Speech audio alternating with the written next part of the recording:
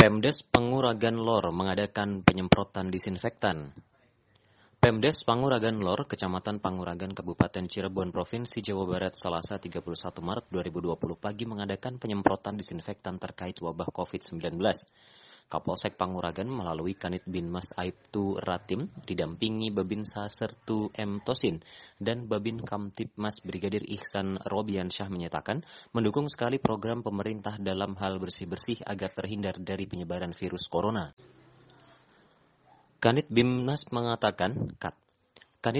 mengatakan bersama Pemdes Panguragan Lor mengadakan bakti sosial penyemprotan ke jalan-jalan, ke lorong-lorong, ke gang-gang di wilayah desa Panguragan Lor, dan pihaknya juga menyampaikan himbauan kepada masyarakat apa yang dicanangkan oleh Kapolri adalah maklumat untuk masyarakat.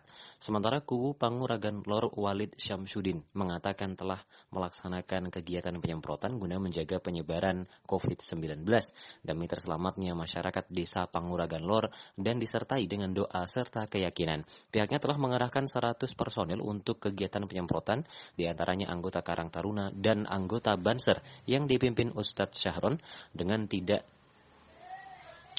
tindakan yang sama pada titik tertentu, tempat perkumpulan seperti musola dan masjid yang ada di desa Panguragan Lor, sekitar 20 titik tempat peribadatan. Desa Panguragan Lor, Kecamatan Panguragan, Kabupaten Cirebon telah melakukan kegiatan penyemprotan guna mencegah penyebaran virus corona COVID-19 demi terselamatnya masyarakat Panguragan Lor khususnya dan umumnya untuk masyarakat seluruh dunia, dan itu pun disertai dengan doa dan keyakinan bahwa kami adalah manusia biasa dan kami juga tetap ada keyakinan yaitu pada Tuhan Yang Maha Esa atau Allah Subhanahu wa Ta'ala.